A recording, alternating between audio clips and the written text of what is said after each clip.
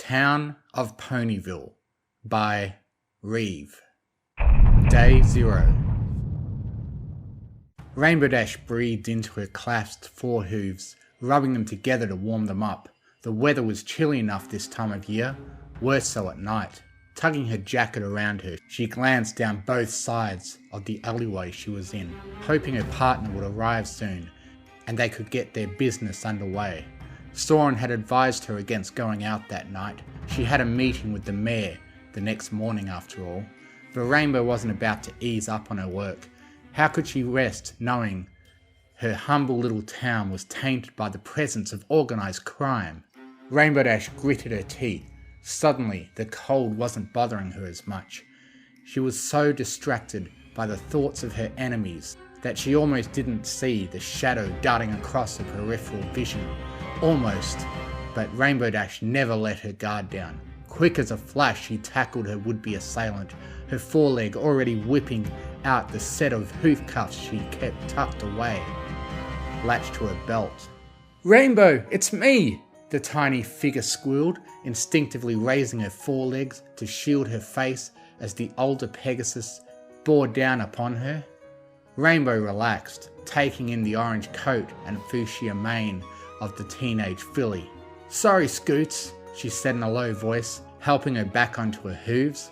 "But you should know not to creep up on me, especially when we're in the middle of work."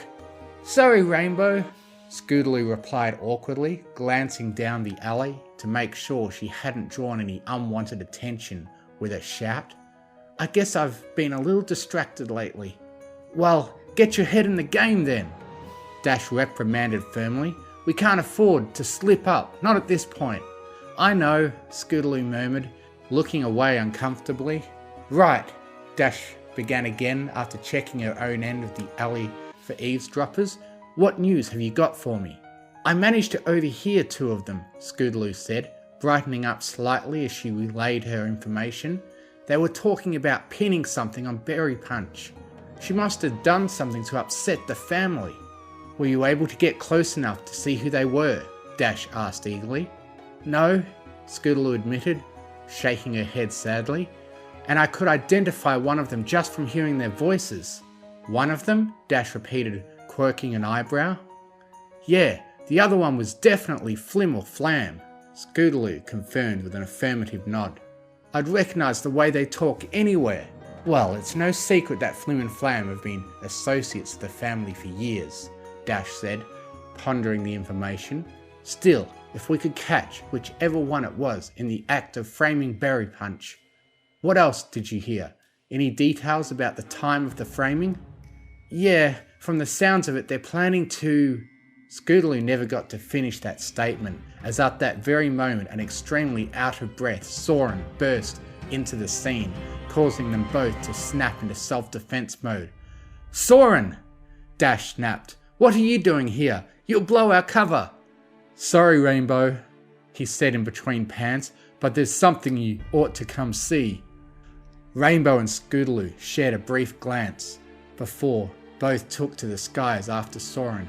He led them far from the alleyway, further still from the outskirts of Ponyville. They were just brushing Apple territory when he finally began his descent near the edge of the Everfree Forest. Rainbow Dash spotted the other Pegasus lookout, Thunderlane, examining a dark shape sprawled out on the ground, her eyes widening. Rainbow sped past Soren and landed down beside the lookout and the body. She immediately took in the lavender coat, straight purple mane with its single pink streak and six-pointed star cutie mark. "She's alive," was the first thing Thunderlane said upon seeing Rainbow Dash approaching. "Seems to have suffered some kind of head trauma." "Has a doctor not been called yet?" Dash asked, crouching down to examine the body herself. "Not yet," Thunderlane replied. "Go get Fluttershy," Dash instructed. "She lives closest to here." With a single nod, Thunderlane took off in the direction of the caretaker's cottage. "Who is she?" Scootaloo asked, approaching from behind. "Not a clue," Dash admitted. "No town's pony I've ever seen." It was at that moment the unicorn's eyelid began to flicker open, revealing a glazed expression beneath. She groggily turned her head, so she was looking straight up at Rainbow Dash. Her mouth opened slightly, but no sound came out. Only a confused expression could be identified on her face. "It's okay," Rainbow assured her, resting a hoof on her shoulder in case she tried to sit up. "You've had an accident, but help is coming now. Can you tell me your name?" The unicorn croaked, a distressed look in her eyes. "I don't remember." She sounded ready to cry, so Rainbow just began quietly shushing her back and gently rubbing her back. It's okay," she repeated. "We can deal with that later. Right now, just take it easy while we wait for the doctor to arrive." The unicorn gave a small nod, and Rainbow relaxed.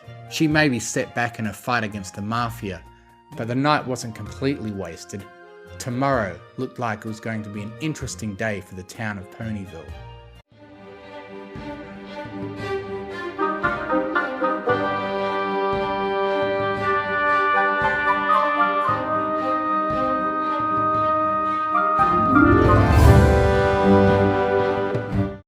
Thank you for listening. If you enjoyed what you heard, please consider joining my Patreon, patreon.com/TMFF, to get early access to audiobooks and to be able to request I do a reading of what you want, provided the author approves. Thank you to Artlist.io for providing the massive music and sound effect library that I have to work with. And most of all, thank you to the bronies who write the amazing stories that inspire me to make these. Fluttershy and Izzy are best ponies.